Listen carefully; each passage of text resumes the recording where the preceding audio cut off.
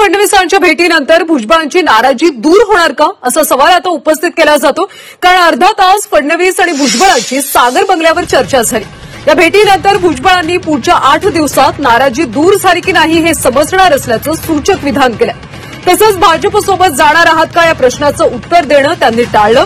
त्यामुळे भुजबळांच्या मनात काय आहे हे पुढच्या काही दिवसात स्पष्ट होणार आहे।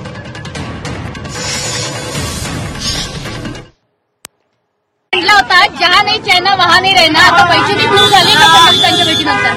अरे तुम्हाला कळेल ना 10 दिवसांमध्ये। 10 दिवसानंतर